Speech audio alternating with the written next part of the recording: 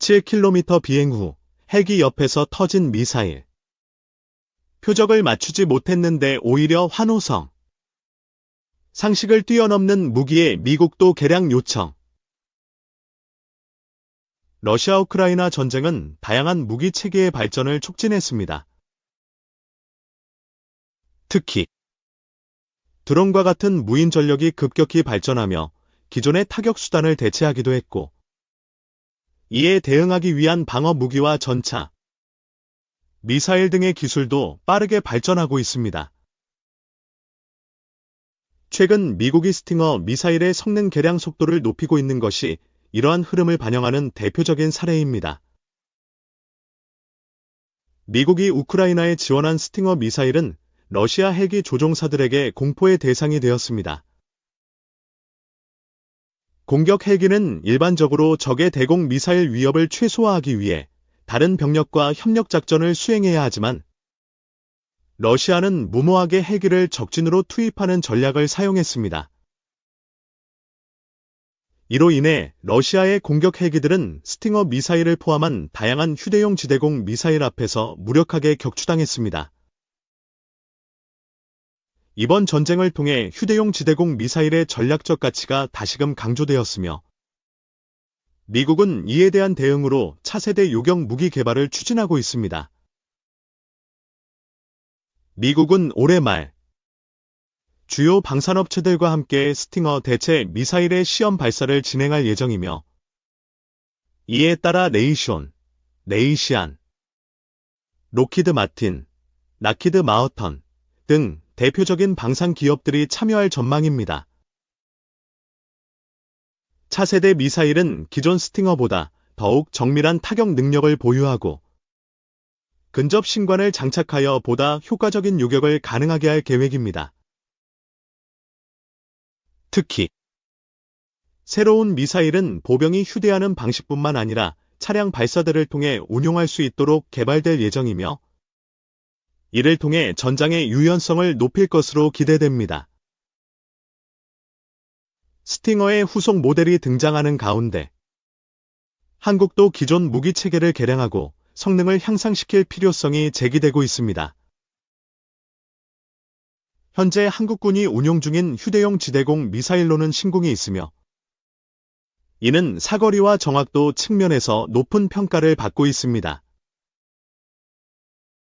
신궁 미사일의 최대 사거리는 약 7km로, 이는 스팅어 4.8km, 프랑스의 미스트랄 6.3km, 러시아의 이글라 6km와 비교했을 때도 뛰어난 성능을 자랑합니다. 사거리가 길다는 것은 곧 적의 헬기나 무인기를 보다 안전한 거리에서 요격할 수 있다는 의미이며, 이는 현대 전장에서 매우 중요한 요소로 작용합니다. 최근 공격 헬기들은 지대공 미사일 위협을 피하기 위해 장거리 공대지 미사일을 장착하고 있으며, 이에 맞서기 위해서는 지대공 미사일의 사거리와 정확도를 지속적으로 향상시켜야 합니다. 신궁 미사일은 근접 신관을 장착할 수 있다는 점에서도 강점을 가집니다. 근접 신관이란 목표물을 직접 맞추지 않더라도 근처에서 폭발하여 피해를 입힐 수 있도록 설계된 시스템으로, 빠르게 이동하는 공중 목표물에 대한 명중률을 크게 향상시킵니다. 미국의 스팅어조차 최근까지 탄두 크기 문제로 인해 근접 신관을 장착하지 못했으며, 2018년 이후에야 본격적으로 이를 적용할 수 있었습니다. 하지만 한국의 신궁 미사일은 이미 개발 초기부터 근접 신관을 장착하고 있었으며, 실전 테스트에서 95% 이상의 명중률을 기록하며 우수한 성능을 입증했습니다. 현재 신궁 미사일은 인도네시아와 루마니아 등에 수출되었으며, 루마니아의 경우 약 1,300억 원 규모의 계약을 체결하여 추가적인 수출 가능성도 높은 상황입니다. 휴대용 지대공 미사일의 역할이 중요해지는 가운데, 한국군 역시 신궁 미사일의 성능을 더욱 개량하고 새로운 요격 기술을 연구해야 합니다. 특히 최근 전장에서 드론과 무인기의 활용이 증가하고 있기 때문에 이를 효과적으로 요격할 수 있는 시스템을 개발하는 것이 필수적입니다. 미국이 스팅어 후속 모델 개발을 서두르는 이유도 바로 이러한 현대 전장의 변화에 대응하기 위함입니다. 이에 따라 한국도 신궁의 탐지 및 추적 성능을 강화하고 다양한 표적을 동시 추적할 수 있는 신기술을 개발해야 합니다. 한국 방위산업은 자주포, 전차, 전투기 등의 분야에서 뛰어난 성과를 보이며 세계적인 수준으로 성장하고 있습니다. 따라서 신궁 미사일 또한 지속적인 개량을 통해 글로벌 시장에서 경쟁력을 유지하고 한국군의 방공 역량을 한층 강화해야 할 것입니다. 2023년 4월 6일 코리아 디펜스 블로그 페이스북 계정에 한국형 전술지대지 미사일 시스템을 탑재한 대한민국 K239 천무, 다연장 로켓포의 모습을 보여주는 한 장의 사진이 최초로 공개됐다. KTSM의 원래 설계는 은폐된 고정식 발사대에서 발사하는 것이었으나 대한민국 육군은 견인식 고정 포드에서 발사되는 방식의 KTSM 배치를 선택했고 2023년 중으로 실전 배치에 들어갈 것으로 예상된다. 한간에는 배치2로 알려진 차량 발사식 파생형 또한 개발 중인 것으로 알려지고 있었다. 처음 전문가들은 KTSM 배치하의 사거리가 180km 정도 될 것으로 예상하고 있었지만 최근에 실시된 현장 발사 테스트를 통해 실제 사거리가 200km에 가깝다는 사실이 입증되었다. 국내 언론에 보도된 내용들과 대조해봤을 때 아우미 레커그니션이 언급하고 있는 최근 현장 발사 테스트는 2022년 12월 15일 충남 국방과학연구소들이 안흥 시험장에서 시행된 K239 천무 테스트를 지칭하는 것으로 보입니다. 당일 K239 천무에서 발사되어 200여 킬로미터를 날아간 후 표적에 명중하는 모습을 보여준 미사일이 KTSM인지 아니면 KTSM2인지를 두고 국내외 언론들이 혼선을 보여주고 있는데요. 몇 가지 자료들을 교차 검증해본 결과 해당 미사일은 아우미 레커그니션의 기사 내용처럼 KTSM이 맞는 것으로 추론됩니다. 다만 하나는 탄두의 무게를 조정하는 것만으로도 KTSM의 사거리를 180km에서 200km로 늘릴 수 있다는 사실을 여러 나라 국방부 대표들에게 어필한 것으로 보입니다. 안흥 시험장에서 테스트 광경을 끝까지 지켜보았던 나라들 중에 사우디아라비아가 포함되어 있었는데요. K239 천무를 보유하고 있다는 사실을 지금까지 숨기고 있었던 사우디아라비아가 이를 갑자기 공개한 배경에는 사거리 290km 천무2의 개발과 직간접적으로 관련된 부분이 있는 것은 아닐까 라는 생각을 해봤습니다. 대한민국은 여기에 만족하지 않고 KTSM 배치2라고 불리는 고성능 관통 탄두를 가진 파생형을 개발하고 있는 중인데 KTSM 배치-A보다 강화된 화력과 늘어난 사거리를 자랑한다. K239 천무와 KTSM을 개발 및 생산하고 있는 한화 에어로스페이스는 앞서 열렸던 마케팅 캠페인 행사에서 K239 천무 플랫폼이 KTSM 전술지대지 미사일 2발을 발사할 수 있다고 주장한 바 있다. 하지만 폴란드, 사우디아라비아, 노르웨이, 스웨덴 그리고 아랍에미리트의 국방부 대표급 인사들을 모아놓고 한화 에어로스페이스가 실시했다. 2022년 12월 15일 천무 실사격 시연 행사일까지도 K239 천무의 KTSM 발사 능력은 입증되지 않았었다.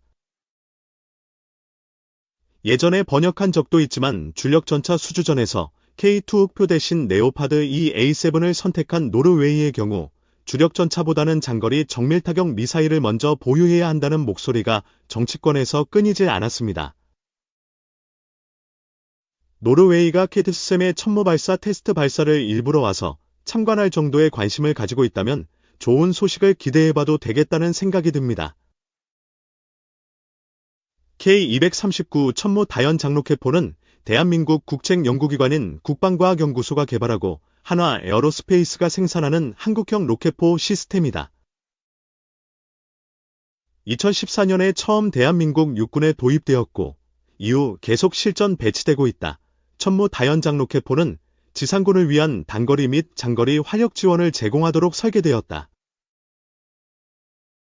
천무 다연장 로켓포는 다양한 형태의 로켓과 미사일들을 발사할 수 있는 능력을 지니고 있는데 표준 사거리 36km의 130mm 로켓탄,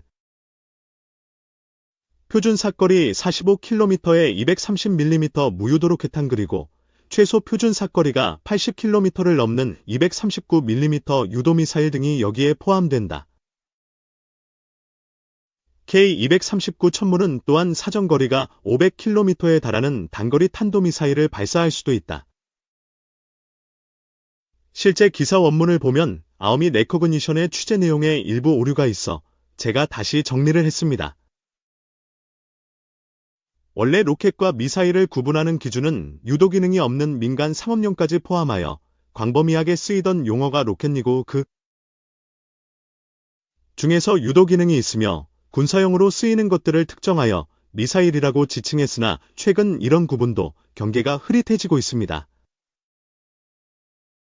천무에 쓰이는 탄약의 경우 유도 기능이 없는 130mm K-33 일명 구룡2와 230mm KM-26A2를 로켓탄이라 부르고 유도 기능이 있는 239mm 탄부터는 미사일이라고 부른다고 이해하시면 얼추 맞을 것 같습니다.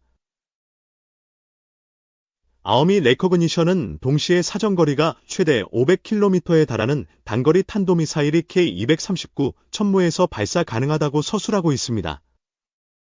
많은 분들이 캐트스-3-2의 사정거리를 290km 정도라고 알고 계실 텐데요. 갑자기 왜 아우미 레코그니션이 사거리 500km의 단거리 탄도미사일을 언급하는지 이상하게 생각하는 분들이 있을 것입니다. 이 문제는 기사 번역이 끝난 이후 좀 더 상세하게 생각해 보도록 하겠습니다. K239 천무 발사대는 8륜형 차체를 기반으로 하고 있기 때문에 무한궤도로 움직이는 차량에 비해 더 우수한 기동성과 빠른 전개 속도를 보유하고 있다. 천무는 위성 항법 장치를 기반으로 하는 내비게이션 및 조준 시스템을 갖추고 있어 높은 정확도와 빠른 반응 시간을 보장한다. K239 천무 다연장 로켓포는 한국군에 유연하면서도 강력한 화력을 지원해 줄 수 있는 플랫폼이라는 점에서 대한민국의 포병 전력에 없어서는 안 될 핵심적인 존재이다. 한국형 전술 지대지 미사일 KTS잼은 대한민국에 의해 개발된 단거리 전술탄도 미사일로 고체 연료를 사용하고 있으며 매우 정확한 명중률을 보여주고 있다. 현재 북한에 의해 개발이 진행 중인 사거리 400km의 초대형 방사포를 비롯한 각종 북한 장사정포 전력에 의해 나날이 증가하고 있는 위협에 대처할 목적으로 설계된 물건이 바로 한국형 전술지대지탄도 미사일 KTSM이며 북한의 지휘센터, 포병 부대 그리고 방공 시스템 같은 주요 목표물에 대한 정밀 타격 능력을 제공하고 있다. 한국형 전술지대지 미사일 KTSM의 사거리는 파생형에 따라 180에서 290km를 오가는 정도이지만 위성항법 시스템 및 관성항법 시스템, 그리고 지형대 조유도 시스템 등을 탑재하고 있는 덕분에 KTSM은 목표물에서 2m를 벗어나지 않는 원형 공산 오차를 지니고 있을 정도로 정밀한 타격 능력을 자랑하고 있다. KTSM 미사일은 차륜형 이동식 발사대에 탑재되어 신속한 이동과 배치가 가능하다.